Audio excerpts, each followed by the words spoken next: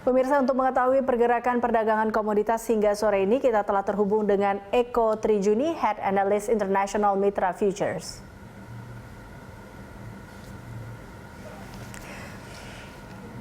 Selamat sore Pak Eko. Sore. Pak Eko, ini kalau melihat perdagangan atau volume perdagangan komoditas sore hari ini seperti apa Pak Eko? Iya, kalau kita sudah tahu ya, emas hit break high terus, dia hit rekor tertinggi. Tentu yang paling menarik adalah di emas ya. Tapi kalau kemarin kita lihat all-in juga volume perdagangannya cukup tinggi di 4.000-an lot kemarin. Kemudian kalau kita lihat pergerakan harganya memang agak stagnan ya kalau all-in. Kalau emas sendiri, wah kita bisa lihat kemarin bahkan hari ini dia sudah sempat lagi mencapai level tertinggi yang baru ya di sekitar 2070-an gitu Mbak.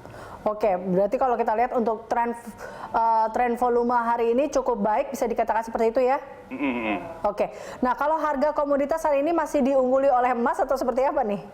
Masih di emas, kita masih lihat kemarin kalau ingat wawancara terakhir saya dengan Berita Satu, waktu itu saya sempat perkirakan koreksi 1.700 sekian, kemudian saya diperkirakan dari situ akan rebound. Memang waktu itu target saya cuma 1.900-an, 1.800, 1.500, tapi ternyata berhasil mencapai rekor tertinggi sepanjang masa ini. Sekarang saja kalau kita lihat di 2070-an sekarang. Jadi kalau saya pikir yang paling menarik nih kayaknya di emas nih Mbak nih.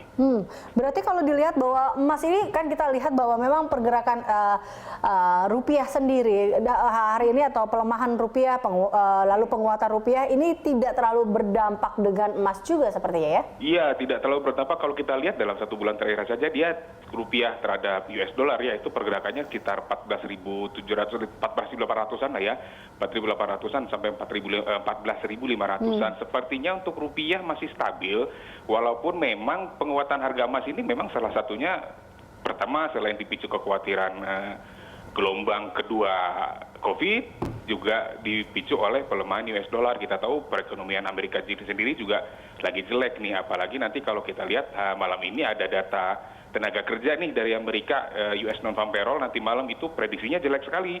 Dari 4.800.000 diperkirakan hanya di bulan Juli itu 1.530.000-an. Itu. Kemudian tingkat penganggurannya juga ya memang walaupun membaik tapi sedikit ya, dari 11,1% diperkirakan jadi 10,5%. Tapi kalau kita lihat rupiah sendiri sepertinya tidak terlalu terpengaruh ya, dia tetap stabil di kisaran itu saja. Oke, dengan melihat harga emas yang mampu akhirnya mencetak rekornya ini, dan Anda melihat bahwa dengan tingginya harga ini, apakah memang menunjukkan bahwa pasar atau investor masih ragu dengan ketidakpastian ekonomi ini?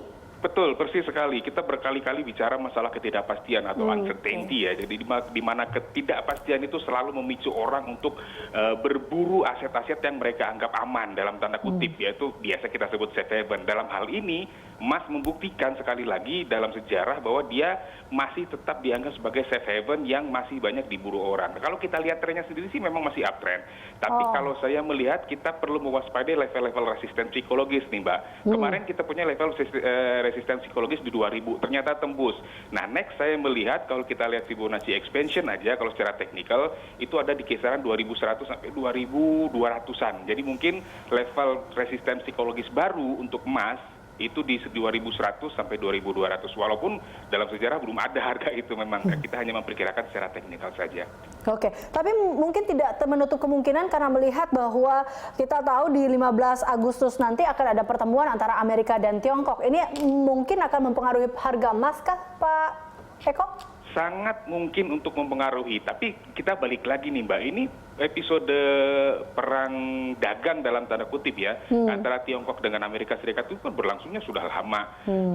Up and down dalam perundingan antara kedua negara itu selalu terjadi, dan kalau terjadi kemunduran memang biasanya US dollar cenderung akan melemah dan emas akan cenderung menguat. Tetapi kalau kita lihat ini kembali lagi, ini rally-nya sudah cukup luar biasa ya. Jadi saya pikir untuk faktor fundamental, saya pikir fokus pasar tidak terlalu ke perundingan Amerika dengan Tiongkok lagi, tetapi lebih ke bagaimana Amerika Serikat mampu nanti untuk merecover ekonominya sendiri. Memang nanti akan ada pengaruh sedikit banyak, tapi saya pikir yang pertama tadi itu secara fundamental, yang kedua secara teknikal ini dia sudah menemui level psikologis baru. Jadi sepertinya untuk pertemuan US Tiongkok walaupun berpengaruh memang iya, tapi saya pikir tidak terlalu besar untuk saat ini. Baik, kalau kita lihat Igi, Anda melihat seperti apa potensi tren komoditas untuk pekan depan dan mungkin sentimen apa yang perlu dicermati pelaku pasar untuk pekan depan? Oke, saya pikir untuk pekan depan juga akan sangat dipengaruhi oleh data nanti malam ya dari Amerika. Saya sebutkan tadi US non-farm payrolls dengan unemployment rate. Nah, kalau saya ngeliat untuk komoditi yang menarik ya tentu saja emas kalau sekarang yang banyak. Sebab saya yakin pelaku pasar pun sedang menunggu saat ini kapan mereka bisa sell, kapan mereka bisa jual emasnya untuk dalam rangka profit taking ya. Sebab ini kan tinggi sekali, rate-nya sudah sangat jauh sekali. Nah, kalau saya pikir sih sepertinya pelaku pasar dan investor Indonesia maupun global sepertinya akan sangat menarik kalau kita mencermati potensi-potensi di emas. Kalau kita lihat sendiri di time frame 4 jam secara teknikal ya itu ada potensi bearish divergence dan itu kemungkinan akan diikutin oleh koreksi. Nah, koreksinya memang tidak akan terlalu jauh. Kalaupun terjadi koreksi, saya pikir targetnya di 2010-an lah, harga 2010 sampai paling mentok kalau dia menyentuh kepala satu lagi mungkin 1990 atau 1970 paling mentok. Jadi saya pikir trennya masih up secara major, tapi ada kemungkinan koreksi dengan adanya divergence yang saya sebutkan tadi. Tapi ya pilihan ada di tangan trader. Kalau mereka mau sell on high, mungkin harus mewaspadai level 2075. Kalau dia break ke atas 2075, mungkin akan kita sambut 2115 sampai 2160-an untuk jangka menengah. Oke, terakhir saran dari Anda untuk pelaku pasar di pekan depan seperti apa, Pak Eko? Masih di emas. Jadi saya sarankan perhatikan level 2075.